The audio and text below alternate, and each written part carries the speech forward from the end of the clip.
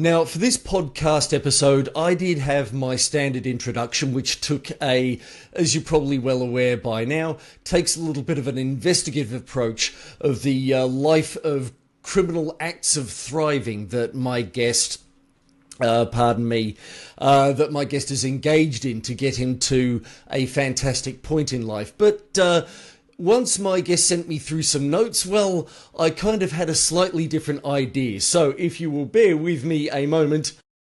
Ladies and gentlemen, in the red corner, the deadliest dentist known to man. He'll take out your teeth with one punch and then put them all back in for you. He'll take you out of the fight and then take you out on a river cruise with a passel of pretty women.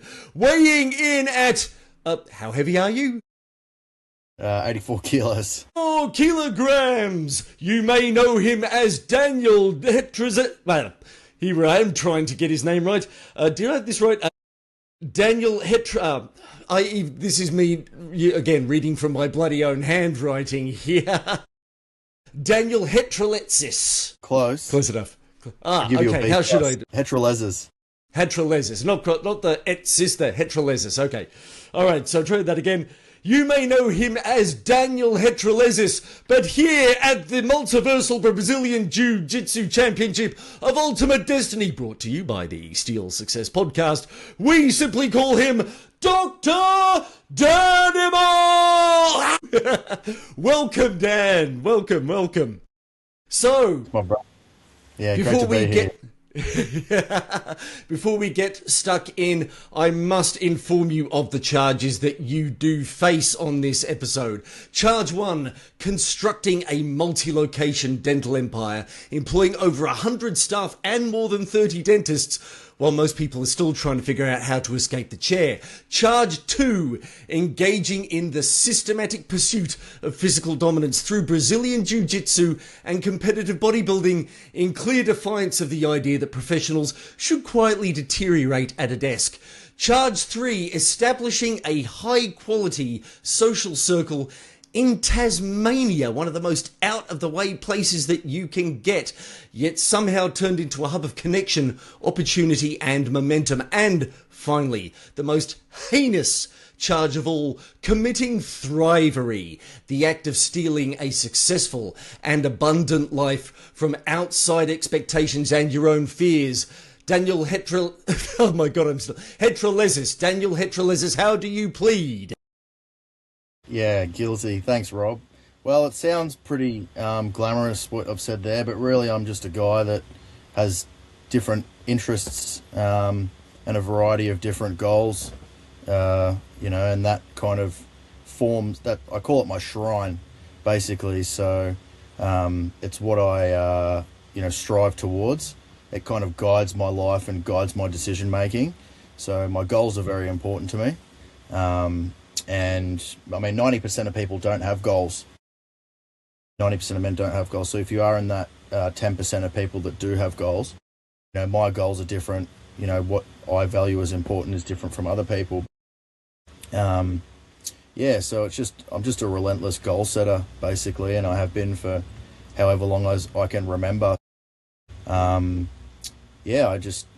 think what's happened now, and as I'm in my 30s, I'm 36 now, and what's happened is over the years now it's kind of on autopilot. Like, I work 7 days a week, like I'm always just doing things, and I think what it is I kind of nut it down now because it's on autopilot. I just think it's a really strong dopamine reward circuit, and if you think about it, like from an evolutionary standpoint, dopamine and setting a goal and achieving it is good for you, is good for your body, is good for the species. So it's just really, I'm just a dopamine reward addict, essentially. And I try and set my goals. And I try and set my goals big and bodacious. Almost like I like to set obnoxious goals. Because I think if you're going to set goals, you might as well set them big. Because you're going to have problems either way in your life. Even if you don't have goals, there's always going to be something that's bothering you. So just make sure that whatever it is that bothers you is worth it, basically. So, we often daydream about I just want to go onto a beach and sip pina coladas all day and sit in the sun. But I don't think that's the answer. For men, I think for men, it's very important for us to take on responsibility, and lean into responsibility, and yeah, just lean into taking. I mean, we've got testicles for a reason. We've got testosterone. We make testosterone for a reason, and that's we're more risk. I mean, you look at male behavior, we're the more risky gender, and I think we have that for a reason. Yes, we can put ourselves in positions where we can get hurt, but in order to achieve something big and be in that top echelon and lean into that competitive nature of the man, we are viciously and ruthlessly competitive. We will kill to win.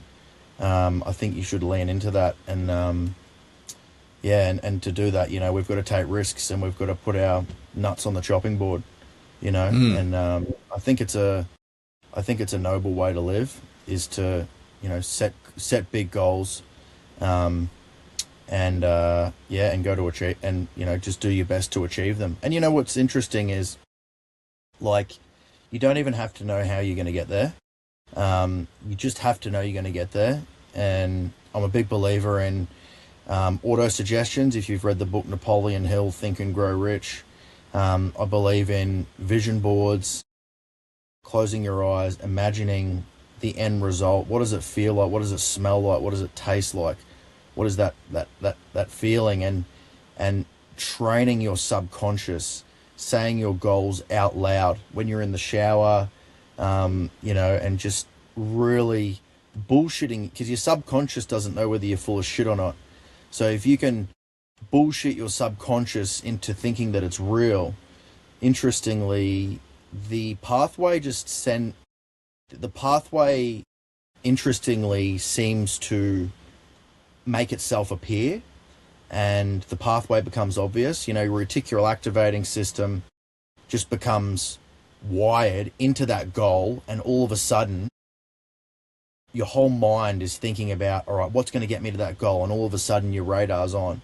When I talk about reticular activating system, I'll give you a classic example. You got a crush on a chick, she drives a yellow Beetle. All of a sudden you notice all the yellow Beetles that are driving around. It's the same thing with your goals. When you have your radar on for a certain goal, you just tend to, the pathway just tends to pick itself up, and you tend to start noticing different opportunities. So it's all possible, and everything's possible. You can argue that it does come down to talent or intelligence, but I think that's secondary. The most important thing, I think, is obsession. Just relentless, dogged obsession of getting that goal. And I often say, and I've mentored many young men over the years, dozens and hundreds of men, young men, teenagers, men in their 20s, even older men, and I say that the greatest drug that you can ever experience is success. It doesn't come with a hangover, and there's nothing more gratifying than working